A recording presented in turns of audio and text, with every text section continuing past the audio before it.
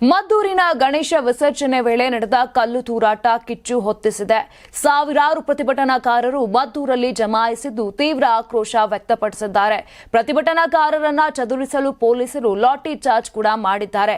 ಈ ಬಗ್ಗೆ ಗೃಹ ಸಚಿವ ಜಿ ಪರಮೇಶ್ವರ್ ಪ್ರತಿಕ್ರಿಯೆ ಕೊಟ್ಟಿದ್ದಾರೆ. ಯಾರೆಲ್ಲ ಗಲಾಟೆ ಮಾಡಿದ್ರು ಅವರನ್ನ ಈಗಾಗಲೇ ಅರೆಸ್ಟ್ ಮಾಡಲಾಗಿದೆ. ಏನು ತೊಂದರೆ ಇಲ್ಲ, ಗಣಪತಿ ವಿಸರ್ಜನೆ ಮಾಡಿದ್ದಾರೆ. ಈ ಹಿಂದೆ ಸಣ್ಣ ಪುಟ್ಟ ಗಲಾಟೆ ಘಟನೆಗಳು ಆಗಿದೆ. ಸದ್ಯ ಮದ್ದೂರಿನಲ್ಲಿ ಪರಿಸ್ಥಿತಿ ಸಂಪೂರ್ಣ ನಿಯಂತ್ರಣದಲ್ಲಿದೆ. ಮದ್ದೂರಿನಲ್ಲಿ ಪ್ರತಿಭಟನೆ ಮಾಡುತ್ತಿದ್ದಾರೆ. ನಾವು ಎಲ್ಲಾ ರೀತಿ ಕ್ರಮ ತೆಗೆದುಕೊಳ್ಳುತ್ತಿದ್ದೇವೆ. ಆದರೆ ಜನರು ಕೂಡ ಕೋಆಪರೇಟ್ ಮಾಡಬೇಕಲ್ವಾ? ನಾವು ಅಪೀಲ್ ಮಾಡಿಕೊಳ್ಳುತ್ತೇವೆ. ಎಷ್ಟು ಬೇಕೋ ಅಷ್ಟು ಪೊಲೀಸ್ ಫೋರ್ಸ್ ಹಾಕುತ್ತೇವೆ. ಎರಡು ಸಮುದಾಯದವರು ಕೋಆಪರೇಟ್ ಮಾಡಬೇಕು ಅಂತ ಪರಮೇಶ್ವರ್ ಮನವಿ ಮಾಡಿದ್ರು. ಇನ್ನು ಲಕ್ಷಾಂತರ ಗಣಪತಿಗಳನ್ನ ವಿಸರ್ಜನೆ ಮಾಡುತ್ತಾರೆ. ಎಲ್ಲೂ ಹೆಚ್ಚಿನ ಗಲಾಟೆಗಳು ಆಗಿಲ್ಲ. ಈ ಬಾರಿ ಎಲ್ಲ ಚೆನ್ನಾಗಿ ಆಗಿದೆ ಅಂತ ಅಂದುಕೊಳ್ಳುವಷ್ಟರಲ್ಲಿ ಮದ್ದೂರಿನಲ್ಲಿ ಘಟನೆಗಳಾಗಿವೆ. ಒಟ್ಟಾರೆ ಕಾನೂನು ಪ್ರಕಾರ ಏನು ಕ್ರಮ ಕೈಗೊಳ್ಳಬೇಕು ಅದನ್ನ ಖಂಡಿತ ತೆಗೆದುಕೊಳ್ಳುತ್ತೇವೆ ಎಂದರು.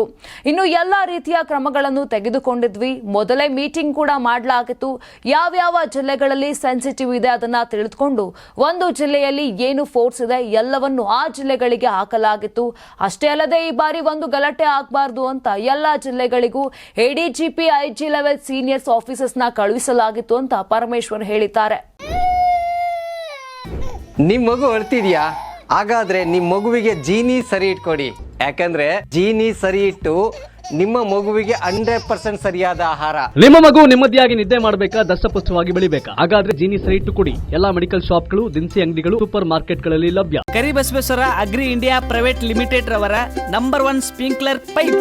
ನಮ್ಮ ಕರ್ನಾಟಕ ರಾಜ್ಯದಲ್ಲಿ ಕಳೆದ ವರ್ಷದ ನೀಟ್ ಮತ್ತು ಐಐಟಿ ಜೆಇಇ ಪರೀಕ್ಷೆಯಲ್ಲಿ ಸಾವಿರಾರು ಉಚಿತ ಮೆಡಿಕಲ್ ಹಾಗೂ ಐಐಟಿ ಸೀಟ್ಗಳನ್ನು ನೀಡಿರುವ ನಮ್ಮ ಹೆಮ್ಮೆಯ ಎಕ್ಸೆಲ್ ಅಕಾಡೆಮಿಕ್ಸ್ ವಿದ್ಯಾಸಂಸ್ಥೆಯಾಗಿದೆ. ಒಂದು ವರ್ಷದ ಲಾಂಗ್ ಟರ್ಮ್ ನೀಟ್, ಸಿಇಟಿ ಮತ್ತು ಐಐಟಿ ಜೆಇಇ ದಾಖಲಾತಿ ಪ್ರಾರಂಭವಾಗಿದೆ. ಮೆಡಿಕಲ್ ಅಂದರೆ ಎಕ್ಸೆಲ್, ಎಕ್ಸೆಲ್ ಅಂದರೆ ಮೆಡಿಕಲ್.